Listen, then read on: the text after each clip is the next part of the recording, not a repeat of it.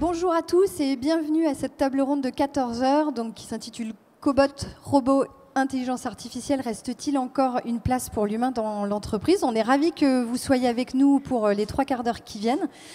J'aurai plaisir à présenter nos intervenants. Alors pourquoi déjà cette table ronde? Effectivement, la transformation digitale, et on le voit au cœur du salon, elle est accélérée, elle est bousculante, elle génère beaucoup d'interrogations, et notamment des interrogations en termes d'organisation humaine, en termes de ressources humaines, en termes d'accompagnement au changement. Pour récolter des réponses utiles et concrètes, voilà, on est ravis de vous accueillir pour partager avec vous différents points. Je me présente, je suis Anne Brochard, je dirige l'Étincelle RH, qui est un cabinet de conseil en stratégie et moyens de recrutement à Nantes. Et j'ai le plaisir d'être l'animatrice de cette table ronde. Avec moi et pour partager, alors Colin de la Higuera. Colin, bonjour. Vous êtes enseignant-chercheur, spécialisé en intelligence artificielle, titulaire de la chaire UNESCO en Open Education. Et vous viendrez partager avec nous les questions aussi de pédagogie déjà autour de l'intelligence artificielle, ce que c'est, l'éthique, la formation aussi sur ce point. Amélie Guénaud. Bonjour. Bonjour Amélie, vous êtes responsable RH d'un site U-Logistique de plus de 80 mètres carrés. Vous êtes juriste en droit social de formation, vous êtes une passionnée du terrain, vous êtes tombée dans la marmite du terrain des ressources humaines il y a quelques années, et vous avez eu notamment accompagné un changement conséquent sur votre site, puisque plus de 7000 m² ont été complètement automatisés sur le port de charges lourdes. Donc on reviendra avec vous sur ce changement et ce que ça a pu apporter au sein de l'organisation. Et vous, Étienne Agenot. Bonjour. Bonjour Étienne, alors vous êtes un transformateur des ressources humaines. Votre parcours vous a amené dans différentes entreprises à accompagner cette transformation digitale, notamment au sein du groupe ERAM pendant de longues années. Vous avez rejoint une start-up qui s'appelait Nexenture, qui vous a fait toucher du doigt aussi un certain nombre de sujets de l'autre côté de la barrière. Et puis, vous venez tout juste, alors là c'est vraiment tout à fait d'actualité, vous rejoignez le groupe WeCare. Alors WeCare, on sait ce que c'est, puis on n'arrive plus à mettre la main dessus, c'est O2. C'est leader français du service à domicile. Voilà, et vous en prenez la direction du développement du capital humain ces jours-ci. Merci à vous trois d'être avec nous. On va partager à la fois sur vos retours d'expérience concrets, puis on va commencer par une petite pédagogie simple, Colin. Alors finalement, vous qui êtes baigné dedans, comment est-ce qu'on peut expliquer déjà l'intelligence artificielle? Comment vous la définissez? Bon, merci. Donc, j'ai pas du tout envie de faire court. J'avais cours hier sur à peu près le même sujet. Mais en préparant votre question, je me suis rendu compte que, comme toujours, on fait un truc depuis longtemps et puis on s'habitue. Et comme vraiment ça a tellement changé, ça valait le coup de revisiter. Donc, j'ai revisité un peu et je vais vous proposer en fait une espèce de définition en 2 parties. La première partie, c'est de dire qu'il n'y a pas une, mais 2 IA. Et la deuxième partie, c'est de dire qu'en fait, il n'y a pas 2, mais une IA. Donc, la première partie, c'est de dire qu'il y a une IA qui a existé depuis longtemps, qui poursuit le doux rêve de créer une intelligence machine, une intelligence par l'algorithme, par la machine, susceptible d'être celle de l'homme. Donc ça fait depuis longtemps, avant même les ordinateurs, on réfléchissait au golem, on réfléchissait à cette idée de créer quelque part un artefact qui aurait notre intelligence. Alors derrière ça, il y a un espèce de présupposé. Un présupposé, c'est que nous sommes des personnes rationnelles, des gens très intelligents, et que pour pouvoir faire une machine intelligente, il faudrait juste réussir à comprendre ou à intégrer dans la machine les règles essentielles, les règles intelligentes que nous suivons pour prendre nos décisions. Okay, donc ça, c'est l'IA telle qu'elle a été enseignée à l'université depuis très longtemps, telle qu'elle existe depuis très longtemps, telle qu'il y a eu 2 hivers de l'IA d'ailleurs là-dessus. Puis il y a une deuxième IA qu'en fait on appelle réellement le machine learning, l'apprentissage automatique, qui elle existe depuis un moment, mais qui est vraiment devenue ultra efficace depuis 2012-2013, qui elle part du principe qu'il y a de la data, énormément de data, de plus en plus de data. Il y a des algorithmes très puissants, très intelligents, des machines de plus en plus puissantes, et que si on est capable juste d'extraire de ces data des régularités, de trouver des motifs et d'utiliser ceci pour faire des choses assez simples, par exemple détecter des objets dans des images, on aura fait un bond en avant. Alors cette deuxième IA, qui devrait s'appeler machine learning.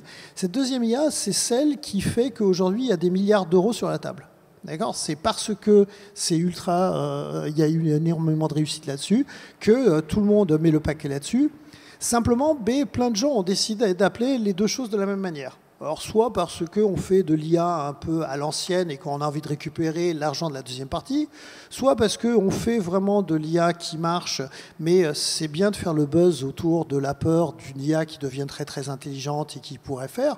Mais donc on voit bien la différence, hein. L'IA très très ambitieuse est d'un côté, l'IA qui résout des problèmes est de l'autre. Donc il y a des gens qui ont intérêt à... Et puis bon, toutes sortes d'autres personnes qui peuvent juste avoir intérêt à créer l'amalgame, ça fait une bonne histoire, tout marche bien. Alors ça pourrait s'arrêter là, sauf que effectivement, on est en train d'atteindre une deuxième volet. C'est le volet où tous ceux qui ont beaucoup de succès sur la deuxième partie, donc cette IA machine learning, de prendre des datas et résoudre des problèmes précis. C'est des problèmes non négligeables, hein. Trouver un mélanome sur une image là où l'œil humain ne peut pas le trouver. Et ça, aujourd'hui, le machine learning le permet. C'est pas rien. Faire de la traduction automatique, presque mieux que les humains. Tout ça, c'est des choses qui sont juste remarquables. Et donc, et je vais en finir là, parce que sinon c'est moi qui parle tout le temps, ce qui n'est pas juste. Et donc effectivement, les grandes entreprises qui ont du succès sur le 2 sont bien entendu maintenant en train de s'attaquer au premier volet, c'est-à-dire retour, en train de se dire, maintenant qu'on sait qu'on a des algorithmes extrêmement puissants pour faire des tâches simples, est-ce que je peux réutiliser ces algorithmes sur les tâches compliquées, sur le rêve de cette intelligence machine qui serait équivalente à celle de l'homme? On n'y est pas encore, mais on est en train d'attaquer cet aspect-là. Voilà. Merci pour cette simplification. Ça dresse un paysage sans doute plus concret. Alors justement, sur cette deuxième catégorie, dans l'industrie, il y a énormément de transformations qui sont en train de se produire, effectivement sur des tâches qui sont parfois jugées simples, à moindre valeur ajoutée. Alors c'est le cas au sein de Système U Logistique. Amélie, effectivement, il y a quelques années maintenant, Système U s'est lancé dans une démarche de grande transformation de ses processus grâce à l'intelligence artificielle, à la cobotisation. Alors, préalablement à cette automatisation des 7000 m², est-ce qu'il y avait eu des étapes intermédiaires, préalables à ce changement ? Oui, en effet. Donc, nous, on est vraiment sur tout ce qui est logistique. Donc, on parle d'entrepôt et non pas de magasin.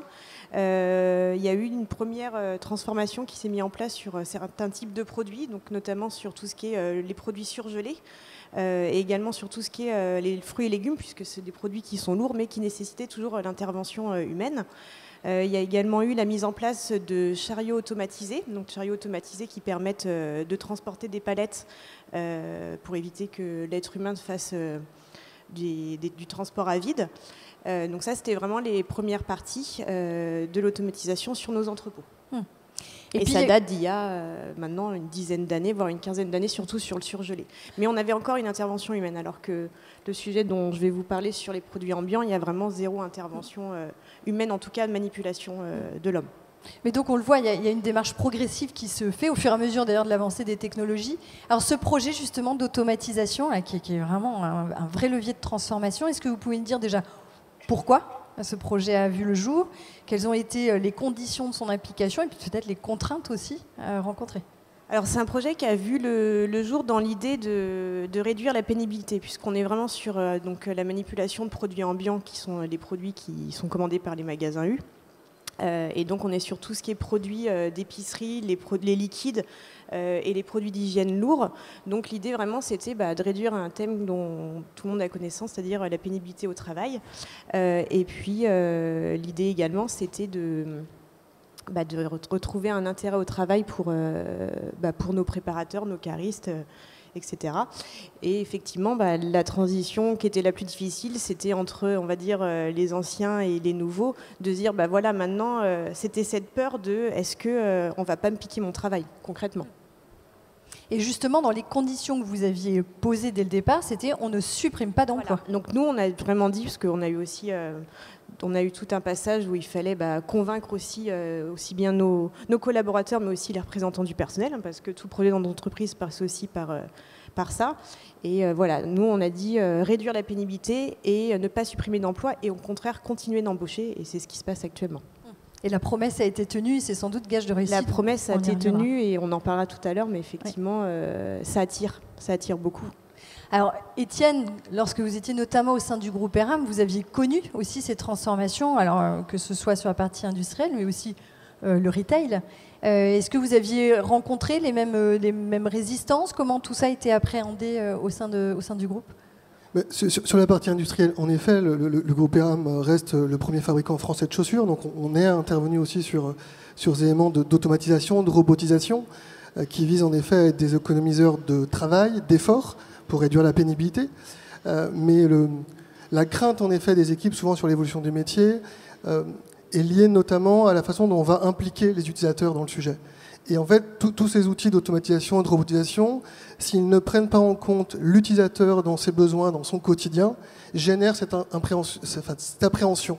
On parle de machines de tri, donc oui, ça va permettre de réduire des tâches à forte pénibilité, ça va permettre d'améliorer la productivité, mais donc ça va aussi créer du cadencement pour les collaborateurs qu'ils n'avaient pas. Il faut suivre le rythme de la machine, donc cet outil amène aussi des contraintes métiers. Et donc c'est tout le travail qu'on va faire avec l'utilisateur qui est essentiel pour accompagner ces transformations, l'accompagnement avec des ergonomes. Donc c'est vraiment le travail qui doit être fait en amont par toutes les personnes qui pensent ces outils, à intégrer l'organisation du travail, les conditions de travail dès l'amont, pour permettre ensuite l'acceptation par les collaborateurs. Et alors, vous allez rejoindre le groupe WeCare. Alors, vous n'êtes pas encore au cœur de la matière, au cœur du sujet, mais est-ce que vous pensez que le sujet de l'automatisation, de l'intelligence artificielle va être appréhendé de la même façon dans un environnement de service? Alors, dans les métiers tertiaires, si je fais le point avec WeCare, mais aussi avec mes expériences passées, soit au sein du groupe SFR, soit au sein du groupe ERAM, on voit, je ressortais, il y avait une étude de 2013 d'Oxford qui disait que 43% des métiers allaient disparaître par l'arrivée de l'IA. Quand on regarde finalement aujourd'hui, c'est quoi? C'est 10 à 15% de disparition. Le reste, c'est près de 50% des métiers qui se transforment. Donc l'enjeu, c'est plutôt de dire comment ces outils viennent au service des collaborateurs. Et c'est pour ça que dans le monde industriel, on parle beaucoup maintenant de cobots, qui sont plutôt des robots collaboratifs, qui ne viennent pas remplacer le collaborateur, mais qui viennent augmenter ses capacités. Et donc je vais prendre un exemple, moi chez SFR il y a quelques années, mais on parlait de la dématérialisation des facturations dans des services comptables. À l'époque, alors oui, ce n'était pas une grande innovation technologique, mais c'était un impact sur ces métiers tertiaires. Et donc, comment on accompagne cette évolution de compétences? Dans des métiers comme le service à la personne, la dimension humaine est au cœur de l'activité. Donc, l'outil, en tout cas digital, va apporter des choses, mais le cœur de la relation reste quand même sur cette dimension humaine.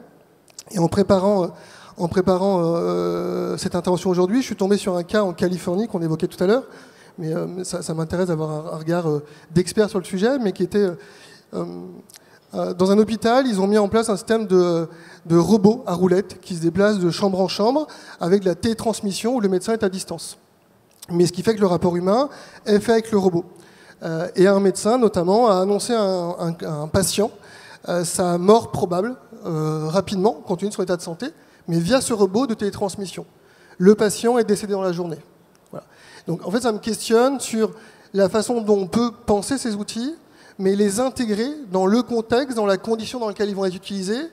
Et finalement, on parlait tout à l'heure d'organisation, de conditions de travail, mais de l'apport de cet outil, qui ne doit pas être juste un outil pour réduire et permettre aux médecins de faire plein de consultations, mais comment il vient modifier la relation avec le patient, comment il apporte une plus-value, et non pas il dessert cette relation. Alors, vous voulez interagir, Colin? Non, enfin à peine, juste pour dire que bien entendu, l'IA toute seule, c'est absolument terrifiant.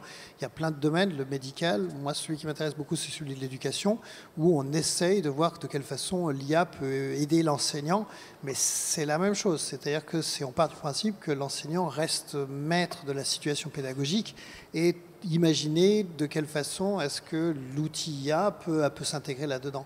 Mais l'IA toute seule, sauf dans les cas particuliers où il n'y a pas d'enseignants, il y a plein d'endroits dans le monde où malheureusement on manque d'enseignants, sauf dans ces cas particuliers, en fait, c'est pas la solution préconisée, non.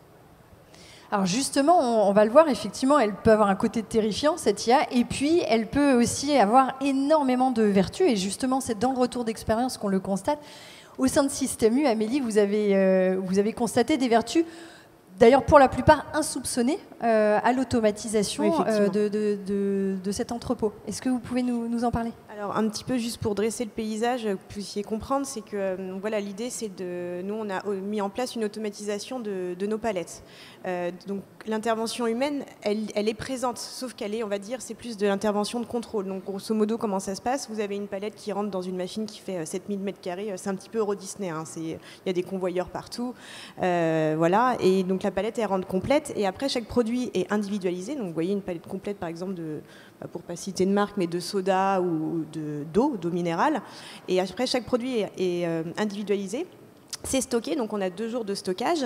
Et ensuite, il y a les magasins qui passent les commandes. Et donc, du coup, on a deux gros bras robots qui font des Tetris géants et qui permettent de faire des belles palettes à destination des magasins.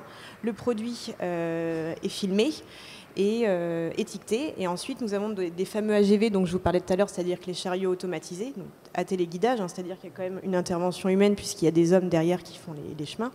Et du coup, c'est déposé à quai et il y a un chargeur qui charge. Donc vraiment, on est sur 0 port de charge. On est sur une manipulation de environ 30 000 colis jour. Donc ça fait à peu près 1800 colis heure. Donc c'est 300 tonnes qui ne sont pas transportées par l'homme. Donc vous imaginez, en période de Coupe du Monde, hein, c'était quand même assez appréciable que les boissons ne soient pas transportées par les préparateurs de commandes. Et donc pour revenir à ta question, Anne, qu'est-ce qui était insoupçonné? C'est que c'est des préparateurs, des caristes, des chargeurs qui demain doivent s'occuper, enfin aujourd'hui doivent s'occuper d'une installation mécanisée. Donc ça nécessite des nouvelles compétences. Et donc pour eux, ça a été vraiment un challenge, ça a été un renouveau. J'ai des personnes qui travaillaient depuis 25 ans sur l'entrepôt, qui étaient caristes, qui se sont dit voilà, maintenant je suis contente de me lever le matin et d'aller travailler parce que c'est un challenge.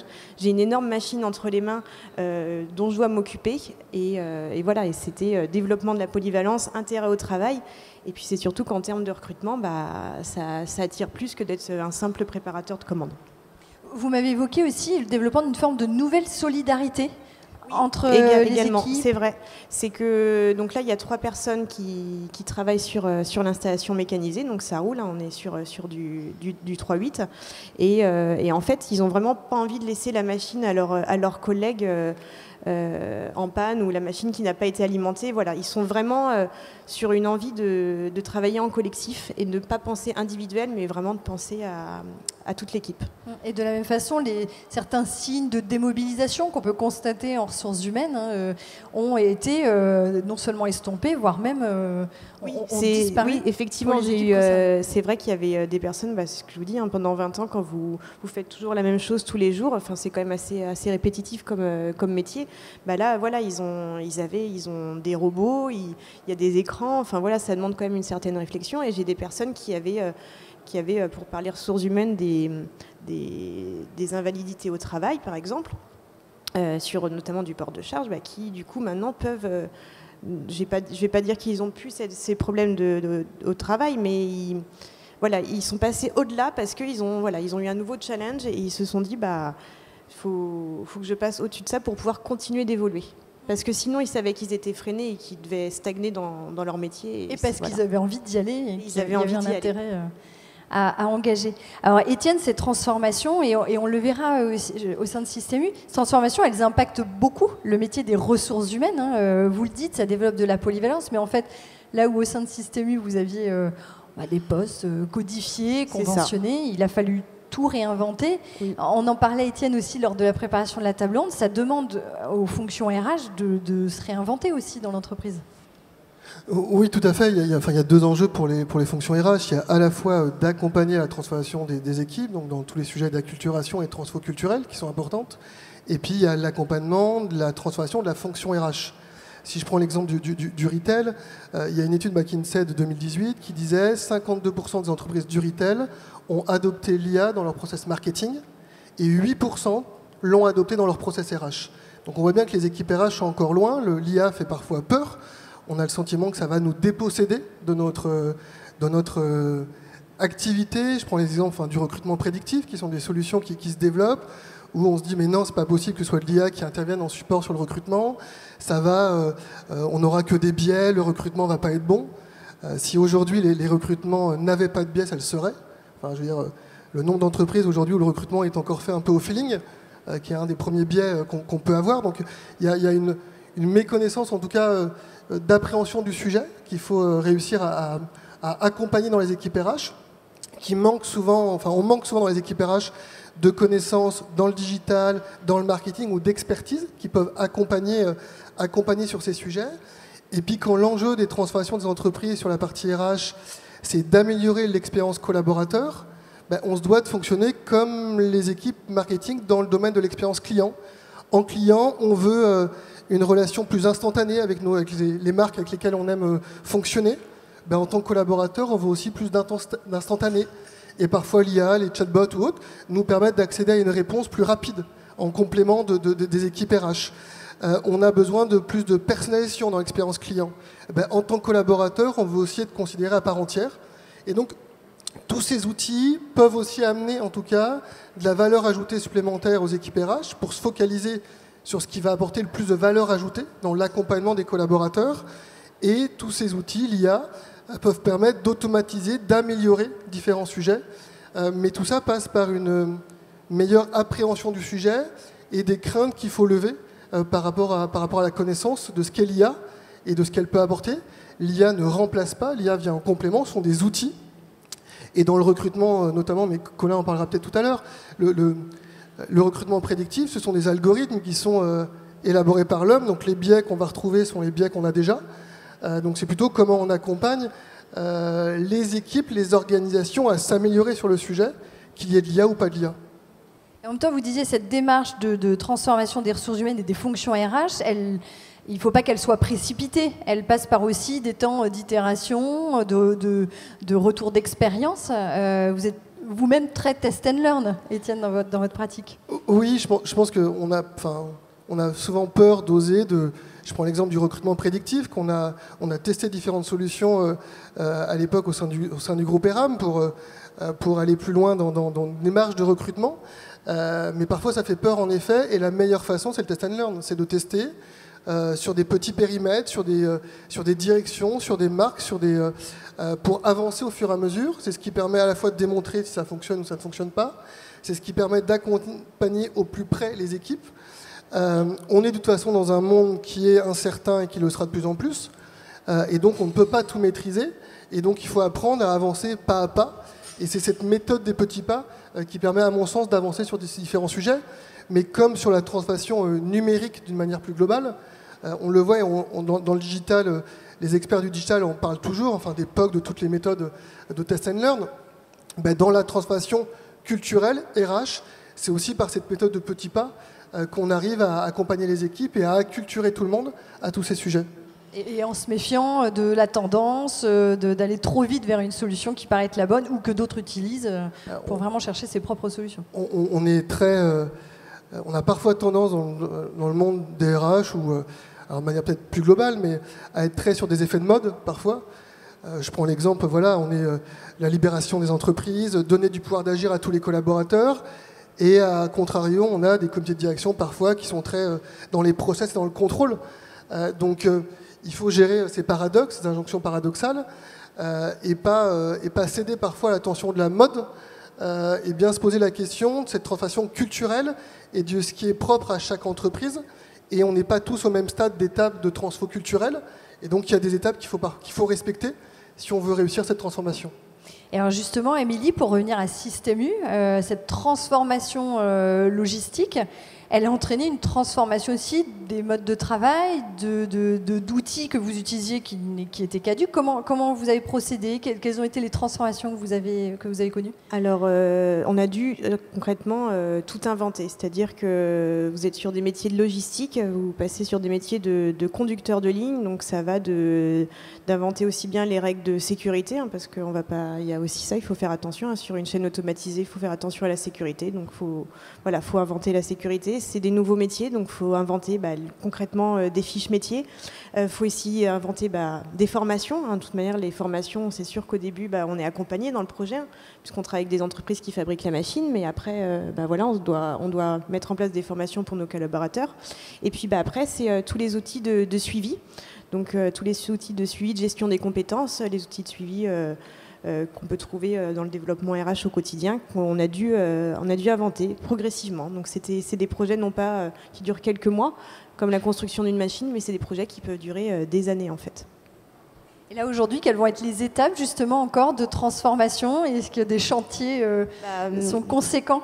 C'est ce que j'expliquais, c'est que ça a permis de développer la polyvalence de nos collaborateurs. Donc maintenant, l'idée c'est de les faire évoluer. Et donc pour les faire évoluer, faut continuer de mettre en place des outils RH pour suivre cette évolution, pour les faire progresser via les formations, via le temps qui passe. Et voilà, maintenant on est vraiment sur du suivi et puis aussi sur la transmission, parce qu'on était le premier entrepôt à automatiser. Et maintenant, nous-mêmes, c'est-à-dire que nos collaborateurs sont devenus formateurs puisqu'ils vont à leur tour former d'autres préparateurs de commandes sur d'autres entrepôts. Donc voilà, quand je vous dis que ça change vraiment l'intérêt humain, c'est que demain vous êtes préparateur, vous passez conducteur de ligne et après vous devenez formateur et vous avez 50 ans. Et je trouve ça, je trouve que c'est quand même une belle fin de carrière. Alors, on le voit, l'intelligence artificielle amène des vertus, et effectivement se transforme. Ça demande de la compréhension finalement et de l'adaptabilité et de la confiance en soi, en les équipes, en le mode collaboratif. Alors quand même, on revient sur le sujet des limites de l'intelligence artificielle. Elle est quand même rapidement mise sous le feu des critiques, Colin.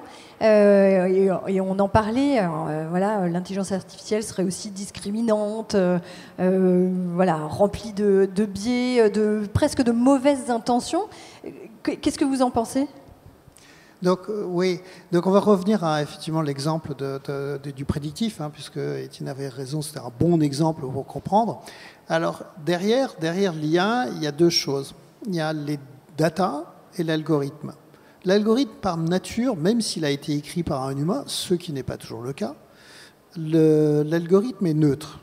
D'accord ? L'algorithme, il a une fonction, un objectif à maximiser. D'ailleurs, c'est un problème d'optimisation. Il cherche à faire gagner de l'entreprise du temps. Enfin, on lui dit, obtiens la meilleure solution telle que. Donc, c'est un peu neutre. Ce qui n'est pas neutre, ce sont les datas. D'ailleurs, les datas, elles ont été collectées.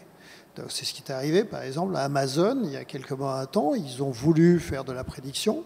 Ils ont fait un super système pour lire les lettres de recommandation.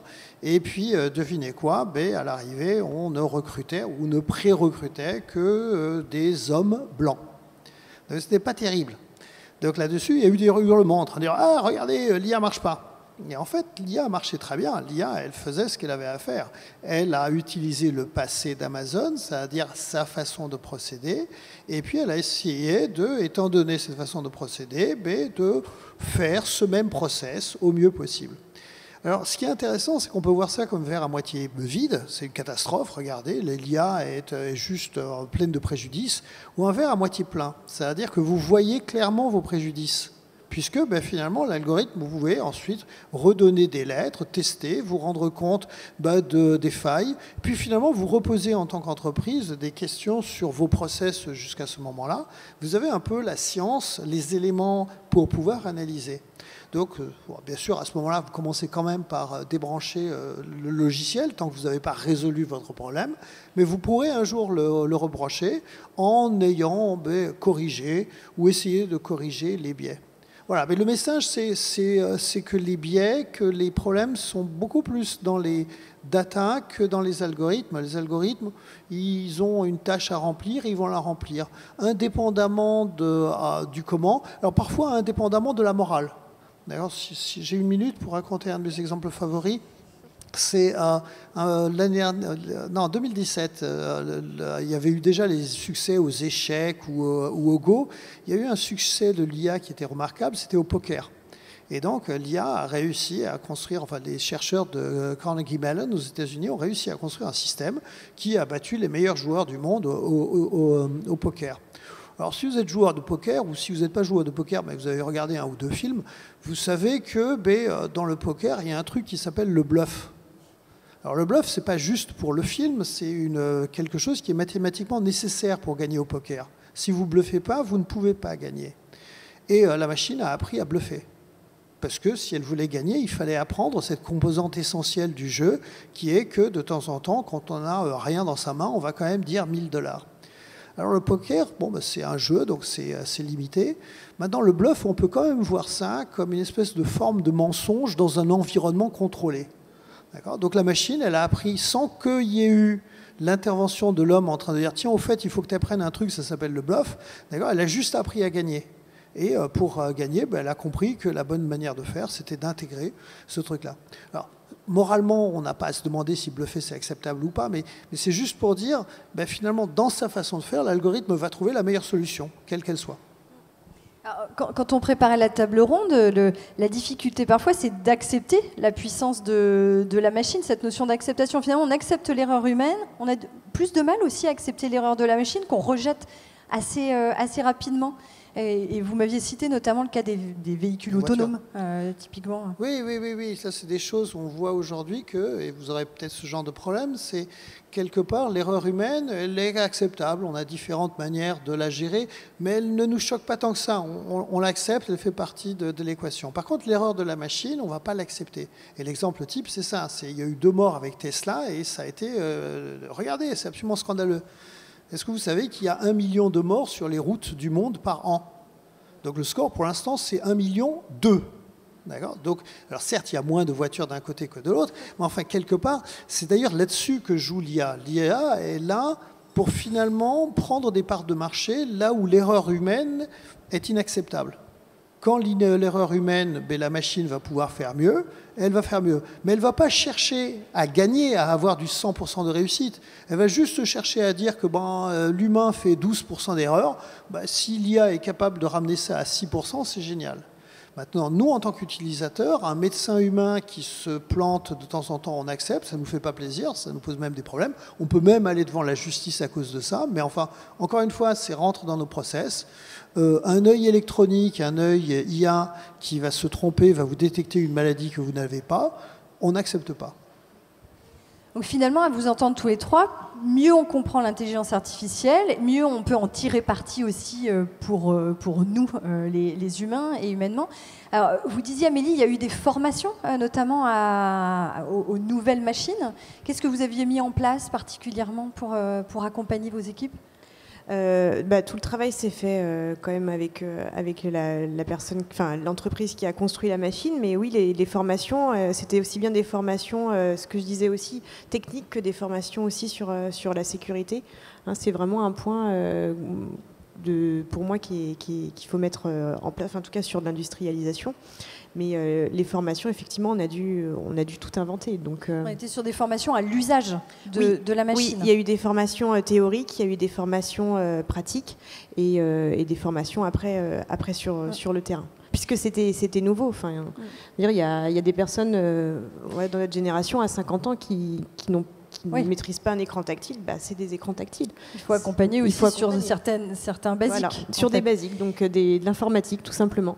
Et au sein du groupe ERAM, Étienne, vous aviez procédé aussi à des formes d'acculturation. Vous m'aviez cité ne laisser personne de côté sur le sujet. Qu'est-ce que vous aviez pu spécifiquement mettre en place ? Oui, en effet, un des premiers enjeux, en effet, c'est cette acculturation et c'est de faire que le sujet du digital, le sujet de ces transformations, ne soit pas un sujet que des équipes marketing et digital. Et donc c'est bien comment on accompagne tout le monde sur l'ensemble de ces sujets pour permettre à tout le monde, non pas d'être des experts, mais permettre à tout le monde de mieux appréhender le sujet. Et donc au sein du groupe ERAM, on a mis en place 3 programmes de formation différents liés aux populations. Les métiers industriels et logistiques, on les a juste accompagnés sur des formations, si je puis dire, sur la maîtrise de la bureautique, qui peuvent paraître assez classiques, assez anodines, mais vous êtes sur des métiers où vous n'avez pas forcément besoin aujourd'hui du digital, vous en aurez peut-être besoin demain, donc il faut déjà être acculturé à appréhender ce digital. Dans la vie courante, les équipes logistiques ou industrielles sont amenées, comme tout le monde, à déclarer leur impôt en ligne. Donc c'est comment on les accompagne à mieux maîtriser ces outils. Donc là, vous êtes sur des formations assez basiques, mais adaptées à la population pour leur permettre de commencer à appréhender le digital. Sur les équipes sièges, on a développé un programme du Digital pour tous, qui était un petit questionnaire à l'ensemble des collaborateurs et qui faisait que ceux qui avaient moins de 50% de bonnes réponses rentraient dans un parcours de formation pour s'assurer que chaque collaborateur dispose d'un socle de connaissances autour du digital identique. Là, c'est pareil, l'idée, c'est pas de faire que le comptable ou les équipes, enfin sur tous les métiers, soient des experts du digital, mais s'assurer que tout le monde dispose d'un socle de connaissances de base, qui est le socle de connaissances nécessaire pour mieux appréhender toutes les transformations qui peuvent arriver autour du digital. On y associe un plan de communication sur c'est quoi l'IA, c'est quoi un chatbot. Donc voilà, apporter de la connaissance à l'ensemble des collaborateurs. Et sur les équipes magasins, on a été plus loin sur un programme de formation digital retail qui était sur le fait d'appréhender le digital en magasin dans des logiques là d'omnicanalité, de lien entre le e-commerce et le point de vente, pour permettre aux équipes magasins, pareil, d'appréhender le digital. Parce que dans le monde du retail, on a parfois eu une tendance à se dire il faut mettre du digital en magasin, il faut mettre des tablettes dans tous les magasins. Ok, mais la tablette va servir à quoi? Qu'est-ce qu'elle va apporter? Comment elle est intégrée dans le processus de vente? Si la tablette... Là encore, il y avait un petit effet de mode, en fait. Il y avait le questionnement. Alors, heureusement, les équipes magasins n'ont pas lancé des projets de tablettes dans tous les magasins, se sont posé la question. Mais il y a en effet eu un risque au démarrage de se dire il faut mettre des tablettes. Les tablettes viennent apporter dans l'expérience client. Mais elles apportent quoi? Si en tant que vendeur, la tablette vient me gêner, ce qui se passe dans beaucoup de magasins ou beaucoup d'enseignes, et là je ne parle pas du groupe ERAM, je parle de manière générale, on a beaucoup de tablettes qui sont derrière la caisse rangées et on les sort le jour où on a la visite du directeur régional. Donc voilà, c'est qu'est-ce que ça apporte. Et donc l'idée était vraiment d'accompagner tout le monde pour que tout le monde ait une meilleure compréhension et appréhension du sujet, avec des degrés différents qui dépendent de son métier. Le risque, c'est de se dire il faut qu'on fasse des experts de tout le monde ou qu'on accompagne tout le monde de la même façon. Maintenant, la formation et l'acculturation va dépendre à la fois des degrés de maturité, des métiers concernés et de la façon dont les transformations impactent leur métier. Et pour compléter ce que tu dis, c'est qu'il y a un moment aussi où il faut vraiment réfléchir à est-ce que nous, on est en capacité de former en interne. Nous, c'est un problème qu'on a eu, c'est qu'on pouvait former les préparateurs, on pouvait former les gestionnaires de stock, mais il y a un moment, on fait de la logistique, les techniciens, voilà, technicien de maintenance, ça s'entretient une machine, nous, on ne pouvait pas, donc on a dû chercher des formations qui pouvaient permettre à la machine de continuer de tourner et de former ces hommes-là. Il faut vraiment penser tous les métiers. Alors Colin, l'éducation, la formation, c'est un peu votre sujet. Alors, qu'est-ce qu'il faudrait mettre en place? Est-ce que les entreprises ont un rôle à jouer effectivement dans l'éducation à l'intelligence artificielle? Donc la première question derrière, c'est est-ce qu'il faut former à l'IA? Aujourd'hui, déjà, l'école, le collège, le lycée est en train d'essayer de former au digital, au numérique. Donc, on a beaucoup avancé. Donc, ces dernières années, c'est assez spectaculaire. Il faut juste finir la formation des enseignants pour que ça marche bien. Maintenant, l'IA n'est pas juste une partie du digital. D'accord ? L'IA, c'est beaucoup de choses en plus. D'accord ? C'est quand même le moment où la décision cesse d'être celle de la personne, du travailleur, qui peut s'appuyer sur un outil numérique, mais qui va être au moins en grande partie transférée à l'IA. Vous prenez votre Waze pour trouver votre chemin, d'accord, et vous êtes en train de transférer la décision de quelle route prendre à un système qui est en train d'analyser le trafic à un instant T, vos préférences, les radars, toute une série de choses pour vous trouver le chemin. Donc il y a un espèce de transfert, une déresponsabilisation. C'est à peu près la même chose pour les métiers sur lesquels vous allez avoir ça. Donc au-delà du pur problème technologique, vous avez effectivement un accompagnement des gens, c'est un peu ce que vous avez exprimé, pour que ils n'en aient pas peur, pour qu'ils ne se révoltent pas, pour qu'ils eux-mêmes accompagnent ce changement. Donc, nous, on est persuadés, donc je travaille avec l'UNESCO là-dessus, qu'il y a un travail à faire dès l'école, mais en attendant que l'école s'y mette et que la prochaine génération arrive, la réponse est oui. Probablement, les entreprises doivent s'intéresser à donner cette culture générale ou cette culture de compréhension de ce qui se passe. Par exemple, pour qu'un collaborateur sache questionner l'IA. D'accord ? L'IA va prendre une décision, va suggérer une décision, va souvent avoir raison. Dans quel cas est-ce que le collaborateur doit-il se dire je me rappelle que l'IA n'a pas toujours raison. Je me rappelle qu'on m'a parlé de taux d'erreur, qu'il y a de l'aléatoire dedans. Est-ce que là, pour telle ou telle raison, je ne suis pas dans une situation sur laquelle je dois questionner l'IA ? Si je rentre dans le processus de questionner tout le temps, ça va être barbant, ça ne va pas marcher. D'accord ? Mais quelque part, en tant qu'humain, on doit comprendre assez le fonctionnement de l'IA, et en entreprise, ça va être le cas pour ça. Donc la question qui est posée, elle est posée aussi, par exemple, à l'Université de Nantes, sur la formation des futurs médecins. Vous voyez bien que c'est la même question.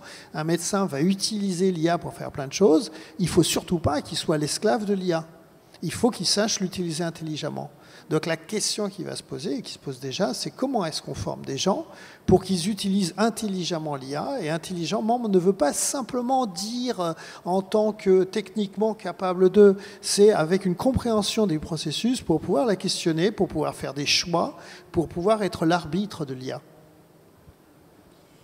Merci à tous les trois pour ces apports. Alors, pour clôturer et se garder peut-être 4-5 minutes avec la salle, si certains avaient des questions, et vraiment, n'hésitez pas, je vous encourage déjà à y songer. Quel conseil vous donneriez, voilà, un mot, un conseil aux entreprises qui veulent se lancer? Voilà, il y a encore une entreprise sur deux qui ne met pas la transformation digitale dans ses priorités. Ce serait quoi le pied d'appel que vous pourriez leur donner? Amélie, c'est ne pas oublier les hommes. Voilà, au début, on va se dire, une machine, ça va nous piquer nos métiers, mais non. Nous, ça nous a donné une bouffée d'oxygène et on attire un public plus jeune, on redonne de l'intérêt au travail aux plus anciens. Et voilà, accompagnez vos zones, accompagnez le changement. Et voilà, il y a la technologie, il y a le digital, mais sans les hommes, ça ne fonctionne pas. Merci. Étienne? Pour moi, sur la transformation digitale, transformation RH, le principal enjeu, c'est la transformation culturelle. Donc, accompagnez vos équipes, expliquez, donnez du sens. On a le droit de ne pas savoir également. On ne sait pas tout. Donc, c'est vraiment de travailler sur cette acculturation, sur la compréhension des sujets par les équipes. C'est ce qui favorisera les transformations derrière. Donc, le principal enjeu, en effet, c'est ne pas oublier l'utilisateur, mais surtout accompagner dans cette transformation culturelle, expliquer, donner du sens, acculturer. Merci. Colin, pour finir? Oui, simplement que peut-être que ce n'est pas un processus comme un processus de mécanisation. C'est un processus qui vise à comprendre les process et qui peut donc, au lieu justement de mécaniser les décisions, peut les humaniser parce qu'on comprend mieux ce qu'on est en train de faire. Merci à tous les trois pour ces apports. Alors, je passe la main à la salle. Est-ce que peut-être ces échanges, les retours d'expérience ont suscité chez les uns, chez les autres, des questions ou du partage de retours d'expérience aussi sur des difficultés ou des vertus que vous auriez pu constater? Alors, je crois que des micros peuvent tourner dans la salle.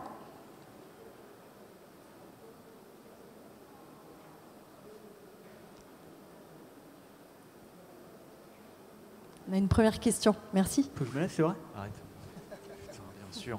Bonjour, pardon. Ouais, moi j'ai une double question. C'est pour Étienne. Sur le socle de connaissances, quand vous faites une formation autour des usages du numérique, du coup, la première, c'est comment vous définissez, on va dire, le socle de connaissances communes à soit un corps de métier ou je sais pas quoi. Et la deuxième, à l'inverse, jusqu'où vous êtes déjà allé dans la formation, c'est-à-dire jusqu'à, comment dire, qu'est-ce que vous avez enseigné d'aussi poussé que possible, je ne sais pas, peut-être à faire leur propre système d'automatisation. Vous voyez, je ne suis pas sûr de ma question, mais je ne sais pas si tu vois. Je vais répondre par la deuxième déjà. On n'a pas été jusqu'à former, à savoir coder, à savoir qui sont, je pense, des compétences nécessaires pour demain. On en parlait tout à l'heure. On a été vraiment sur la compréhension et la connaissance de ce qu'on met derrière les différents termes, de ce qu'est le digital en magasin. Donc on a été vraiment sur un premier niveau de socle. On n'a pas été sur la connaissance technique de savoir coder, par exemple. Et enfin, pour le premier élément, on s'est appuyé sur des structures extérieures. Je veux dire, il faut arrêter en entreprise de vouloir faire les choses soi-même. Il y a plein de gens qui savent très bien faire les choses à l'extérieur. Et donc, en fait, le parcours qu'on a mis en place est un parcours certifiant.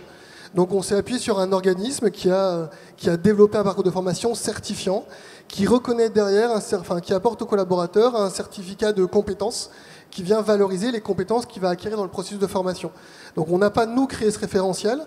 On s'est appuyé sur des référentiels extérieurs à l'entreprise, créés par des organes, avec des parcours certifiants qui en plus viennent valoriser et reconnaître les compétences qu'on apporte aux collaborateurs ensuite. Merci Étienne. Alors on a le temps pour une dernière question. Non, c'est toujours difficile, remarquez. Ouais, j'en avais quand même une, c'était justement l'éducation. Vous disiez les nouvelles générations vont arriver. On est en train de les former, Colin, ces nouvelles générations. L'éducation se développe et qu'est-ce qu'on va leur apprendre en réalité? Donc aujourd'hui, il n'y a pas vraiment d'enseignement d'IA dans le système de l'école en France. Il y a un super, pour les gens qui veulent se former à l'IA, il y a un super, ce qu'on appelle MOOC, donc une formation en ligne qui s'appelle Elements of AI, qui est fait par les Finlandais et que toute la communauté européenne est en train de s'arracher. Ça n'a pas encore été fait en version française et qui permet d'apprendre tout seul ce que c'est, comment ça marche.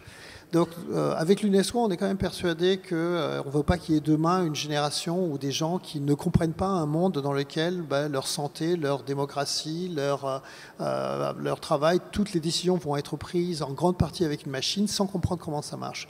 Donc, il nous semble qu'il y a un certain nombre de concepts par lesquels on veut passer. Et ces concepts, c'est alors des mots qui sont passés tout à l'heure, les data. C'est quoi des data? D'où ça vient? Comment c'est? Pourquoi est-ce que les datas sont contradictoires? Comment on fait avec? Comment je les regarde? Quels sont les volumes? Est-ce qu'elles sont à moi? Elles sont à qui? Donc comprendre les datas. On l'a dit, le mot code, savoir coder, aujourd'hui c'est enseigné à l'école, ça va l'être de plus en plus. C'est pas nécessairement que tout le monde soit un programmeur expert, mais il faut pouvoir implémenter ses idées, c'est-à-dire tester des choses et se rendre compte si ça marche. Prendre les datas et vérifier dans ces datas un petit peu qu'est-ce qu'il y a sur moi là-dedans, des choses comme ça. Le troisième, c'est un concept un peu bizarre, qui est un concept qui est à la source de l'IA, c'est l'aléatoire. Alors ça peut faire peur, mais dans toutes les ingénieries, ou à peu près, vous ne voulez pas d'aléatoire. Ce ne serait pas terrible si je construisais un pont en train de dire « tiens, je vais mettre une dose d'aléatoire dedans ». D'ailleurs, je serais probablement viré. Par contre, en IA, vous allez mettre de l'aléatoire partout, parce que les espaces de recherche pour les réseaux de neurones ou toutes sortes de choses sont trop grands. Et donc, en fait, on a un système qui cesse d'être déterministe. Donc c'est perturbant ça, parce que tout notre système éducatif nous apprend à être déterministe. Si tu es sage, tu réussiras ton examen. Si tu fumes, tu seras malade. Si ceci, alors cela. Donc on nous fait croire que le monde est déterministe, alors qu'il ne l'est pas du tout. Et donc cette notion d'aléatoire contrôlé, ça ne veut pas dire que tout est hasard et tout est chance ou pas chance. Au contraire, ça veut dire que c'est la maîtrise de ces choses-là qui permet aujourd'hui aux IA de fonctionner, qui sont importantes. Puis il y en a deux autres, il y a tout ce qui est la pensée critique, donc ça continue d'être un vaste sujet. C'est encore plus un sujet dans le monde de l'IA, vous regardez les fakes de tous les côtés, comment est-ce que je fais pour savoir ce qui est vrai et ce qui est faux? C'est pas que du bon sens, avant c'était du bon sens. Aujourd'hui, avec du bon sens, vous n'arrivez pas à reconnaître une vraie vidéo d'une fausse vidéo. Vous êtes obligé d'utiliser aussi des artefacts numériques pour y arriver. Puis le cinquième, c'est plus compliqué, c'est l'idée que l'IA va changer beaucoup de choses. Elle est déjà en train de changer la notion de vrai et de faux. Elle est en train de changer notre relation par rapport à l'expérience. C'est-à-dire que les bonnes IA n'ont absolument pas besoin de se baser sur l'expérience pour fonctionner. Au contraire, d'accord, on voit des choses comme ça. Donc il y a plein de valeurs qui sont des valeurs un peu essentielles de notre société qui vont être nécessairement questionnées par la place de l'IA. Et sur lesquels, alors vous, les DRH, vous serez en première ligne pour pouvoir expliquer pourquoi, aujourd'hui, un DRH peut à peu près expliquer pourquoi on va payer plus une personne qui a de l'expérience qu'une personne qui n'en a pas. Bon, aujourd'hui, on s'est rendu compte que, par exemple, les systèmes pour gagner aux échecs fonctionnent mieux si j'enlève toute la connaissance humaine dans le système. C'est-à-dire s'ils fonctionnent sans expérience. Pire, on a pris ces systèmes et ensuite on leur a donné la connaissance humaine, on a planté les systèmes. Donc on a plein de valeurs comme ça qui vont être des valeurs qui vont être perturbées par l'IA. Donc on a besoin d'y réfléchir. Alors est-ce que c'est de la philo ou est-ce que c'est un petit peu autre chose? On a besoin de réfléchir à ce monde dans lequel il y a l'IA pour pouvoir s'y adapter. Merci beaucoup Colin pour ces précisions. Étienne, Amélie, Colin, merci pour vos témoignages et puis ce croisement d'informations, du plus concret au plus prospectif. On espère que ça aura apporté des éclairages et beaucoup d'optimisme aussi sur la place de l'humain qui reste non seulement centrale, mais qui reste le pivot du développement et de la transformation digitale. Merci à vous tous.